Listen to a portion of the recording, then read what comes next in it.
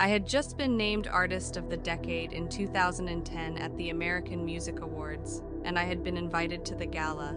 I was going to sing one of my songs. Everyone would be excited if they were me, right? But it wasn't because I couldn't use my music. An executive at my record company had pulled a stunt and taken all the rights to my songs. Can you believe it? Everything I had composed since I was 17 was no longer mine. But trust me, it wasn't going to stay that way.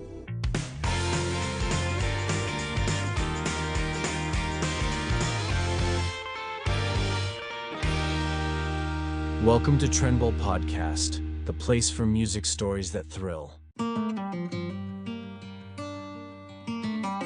Hi, my name is Taylor Allison Swift. Although everyone knows me as Taylor Swift, except for my diehard fans, of course, the Swifties, they call me Tay-Tay. I was born on December 13th, 1989 in Reading, Pennsylvania, in the United States. My parents decided to name me Taylor in honor of the legendary American singer James Taylor, with whom I would end up sharing the stage in a great concert in 2011 at Madison Square Garden in New York. It was one of the best moments in my life. I have a brother who is 2 years younger than me. His name is Austin, and he always accompanies me everywhere. We're thick as thieves. The truth is that I grew up in a well-to-do family. My father, Scott Swift, worked in the stock market, and my mother, Andrea Garner, was a marketing executive, although she quit her job to take care of us when we were little. I remember when I was a little girl, I had a journal where I wrote down my thoughts and everything I wanted to be when I grew up. You know what I wrote about the most? That I wanted to be a good girl, that's all. Sometimes dreams aren't big, are they?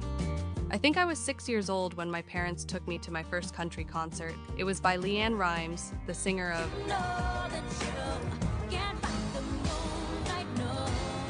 I was fascinated, and instantly afterwards, I asked my parents for a guitar.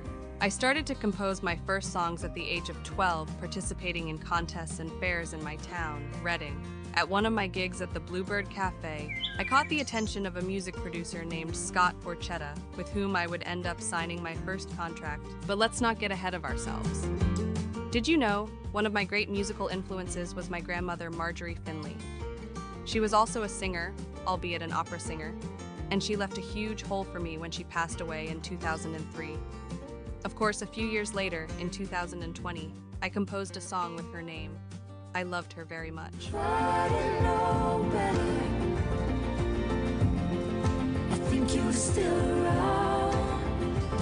Before my music started playing on the radio, I worked on my family's farm, where we sold lots of Christmas trees. My job was super important. I had to make sure that every tree that was sold was completely bug-free. That's probably why Christmas is my favorite time of the year. And just recently, in 2019, I published a Christmas theme called Christmas Tree Farm in honor of those years. Takes me back to that little farm, where every wish comes. When I turned 14, my family moved to Nashville, Tennessee, and I was signed to an independent record company called Big Machine Records. But it wouldn't be until 2006 that I had the opportunity to release my first album. I named it after myself, Taylor Swift, just to keep it simple. By that time, I had written over 100 songs, can you believe it? So clearly, all the songs on the album were mine. Of course, the album was country, and almost all the lyrics were about relationships. It was just crazy. Right from my first single, Tim McGraw, I started getting radio airplay, and my record started to sell so well that I was the youngest country artist to reach #1 on the chart. I hope you dig my favorite song. By the time I was 19 years old, I was already playing concerts to huge crowds, and I remember it all seemed like a dream, one that I didn't want to wake up from, so I kept giving my all to my music and my fans. I received a lot of praise from everyone. Of course, that made me feel very good, but I was always looking for more and more. That would end up affecting me badly. I continued my musical career with a short album that I called Beautiful Eyes, which I only sold in Walmart, the American biggest supermarket chain. Shop Walmart now through Saturday. It would be in the year of the release of Fearless when my path to stardom really began. I'm sure you've heard my most famous song at the time.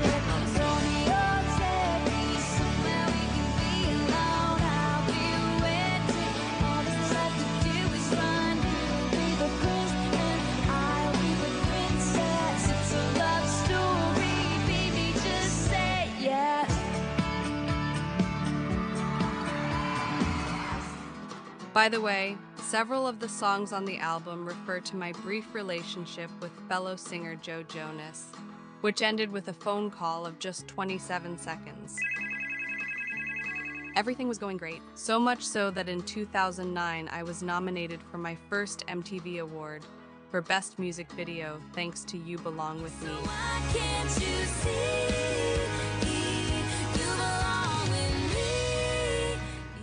When they called my name, the excitement was absolute. I remember running to the stage super excited.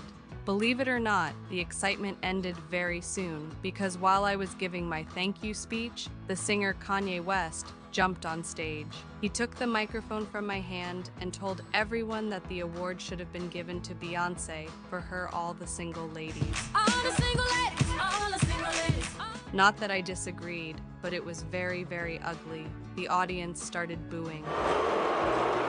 I thought it was me, so I started feeling very tiny. Eventually, I found out that the booing was for Kenny, for breaking such a nice moment for a 17-year-old girl. He apologized to me, and I accepted his apology. Believe it or not, that wasn't the end of the story. I will tell you more later. It was the year 2010, and I had just turned 20. I became the second youngest singer to win a Grammy Award for Best Album, and I released what would be my third album, Speak Now. It was critically acclaimed because it was an album where I left a little bit of country behind to a more pop sound. That year, I also appeared as a supporting actress in the romantic comedy Valentine's Day. It was a very cool experience, although music is my thing, believe me. That's why I decided to go on an international tour of 18 countries and gave 111 concerts. It was a spectacular year. I was still going strong, so in 2012 I came back with a new album called Red, which we could say was purely pop. All the songs on the album had to do with my tumultuous, crazy, intense, and somewhat toxic relationships of the previous years, as in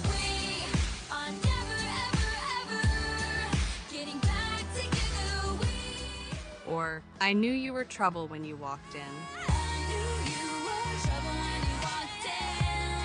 Media was full of praise because I had achieved something only the Beatles had done before, place 4 consecutive albums at #1 for 6 weeks. It's so mind-blowing that they started calling me the music industry. Well, I don't think it was that big deal. In fact, that music industry would later stab me in the back, as you will find out soon.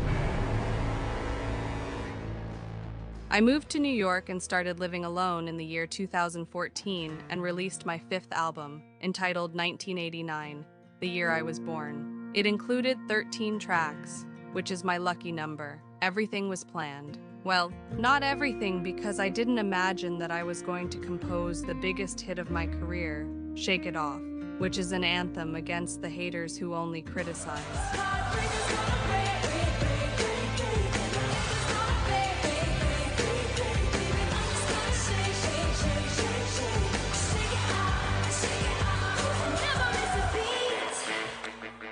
You liked the scream, didn't you? I practiced it a lot for the album. This album also included a very special song called Style.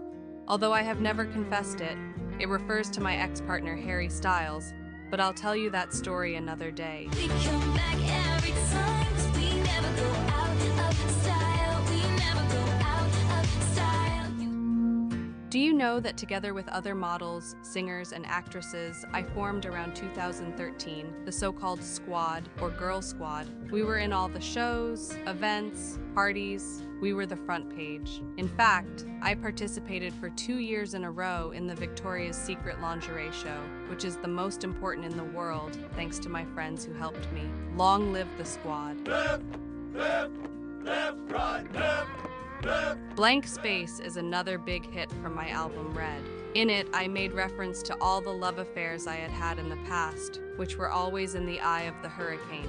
In its lyrics, I assure that I have a very long list of ex-lovers, and that all of them would say the same thing, that I'm a little bit crazy. But I got a blank space, baby, and I'll write your name. I was about to turn 30. I had everything anyone could dream of. I was doing what I loved, and I was being applauded by my audience.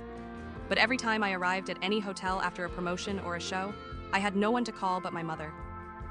I adore her, but of course, she can't do everything. As I confessed in my song Blank Space, I had had an interesting list of boyfriends and lovers, but none had lasted long. Not only that, but my whole life was planned 2 years in advance. Because of touring, promotions, I knew where I was going to be in a year and a half. Do you think that was really a life? No. The truth is that it was a very hard time.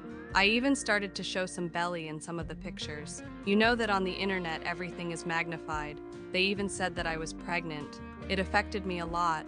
I started to eat less and in a very uncontrolled way. I was obsessed with my appearance, with being thin. It all led to a pretty severe eating disorder. Although I still care about my appearance, I certainly prefer to appear in a photo with a belly than sick. But that wasn't all, believe it or not. I received a barrage of criticism in the press and from a certain part of the public. They criticized my figure, my partners. They said I was too promiscuous. They even disliked my way of being. They began to say that I was fake Taylor. They questioned every word I said. If they had known that in my diary, when I was a little girl, the only thing I wanted to be was a good person. Imagine how much they hated me that the hashtag #FakeTaylorSwift became the most used hashtag on Twitter for a few days. What a shame.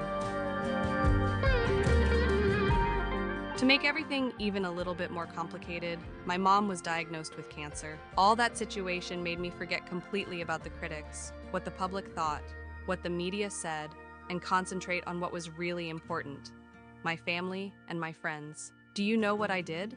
I completely disappeared for a year. Nobody saw me. The mountain of compliments on which I had built my self-esteem had crumbled, and now I was rebuilding my happiness from simplicity. Living with my boy, a quiet, stable life, I had rediscovered happiness. Yippee! But of course, I still loved music. So I took advantage of this time to compose with all the pent-up rage I had. They called me a snake.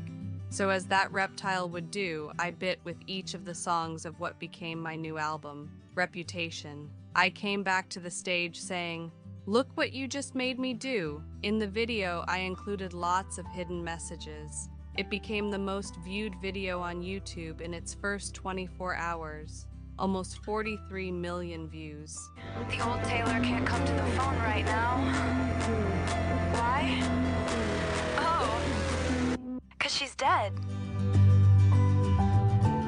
The album tour was a great success and brought me back into communion with the public. So much so that in one of the concerts I dared to talk about when I was sexually abused. Oh my God! A radio announcer in the first years of my career touched me. I finally decided to denounce him, and I won the trial. It was a horrible process. I have to tell you the truth. I had a terrible time, but when I won, I took a huge weight off my shoulders. It was my moment to shout to the world my way of thinking, even knowing that it was something that had brought down other singers in the past, especially country singers. But I could not remain silent any longer. I had to express my ideas to the world. So I decided to politically support those candidates who would push for laws for gender equality and against violence. I still remember the day I posted my first message supporting the Democratic Party. My whole body was shaking. My publicist was next to me telling me, "No, don't do it." But the moment I hit send, I got rid of a huge pressure in my chest. The message mobilized a huge number of young people who were not too clear on who to vote for. Since then, I understood that I was not only a singer, I was also an influencer. People cared about my opinions. I was committed to use it in favor of the world. That way, whenever I can, I support important causes like LGBTI. Going back to my passion and greatest form of expression, music, in the year 2019 I released one of the songs that I have most enjoyed composing in my life and whose video I love. It is Me, in collaboration with the fantastic Brandon Urie. With this album called Lover, I left behind my dark period and went back to my characteristic happy pop. In this new stage, I also changed record label to one called Republic Records. But that didn't stop Scooter Braun, a well-known manager of artists like Demi Lovato, Ariana Grande, or Justin Bieber, from buying my first label, Big Machine Records. With it, I had released my first 6 albums. The sale included the masters of those albums. It wasn't the first time this executive had tried to get the rights to my records. In fact, to me, he is a stalker and a manipulator. But I couldn't do anything, and he became the owner of the rights to my music. When I was named Artist of the Decade at the American Music Awards for the year of the decade, I had to fight hard with Scooter Braun to be able to perform my old songs. They were now his, oh my god. After a lot of fiddling around with my lawyers, we saw a little loophole in the contract that would allow me to give it back to Scooter. You know what it is? Well, the contract gives this manager the rights to my original versions, but not to any new versions that I might record. So if I record every single one of my songs again, they will become my property. Can you guess what I'm doing since then? Yes, I'm recording again one by one all my former records. Remembering my old songs and re-recording them again is proving to be very exciting and creatively very satisfying. In fact, I've already re-released some of my albums like Fearless Red, Speak Now, and 1989. I've called them Taylor's version. But rest assured, I'm still writing new songs. In fact, in the middle of the pandemic, I released my 8th album, Folklore. In it, I made a new change of sound towards folk. My audience seemed to like it, so 5 months later, I came back with another album, also cozy and nostalgic, Evermore. I had a feeling so peculiar that this pain would be forevermore. Both albums gave me a lot of joy, like the Grammy for Best Album for Folklore. This way, I have become the first female artist to win this award 3 times, with albums in different genres, country, pop, and folk.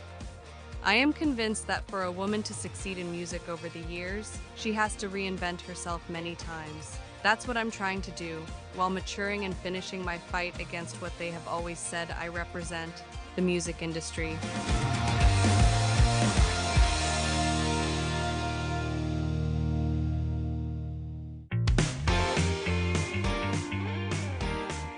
If you want to enjoy images, videos, curiosities, and many more things about this artist, you will find it all on trembol.com. Please don't forget to subscribe to our podcast, share it with everyone, and, most importantly, join the Trembol family on Patreon, where you will find unique podcasts, special content, and you can also appear in our dedications. You have the link in the description. Thank you very much, and see you next time, Trembol. We love you.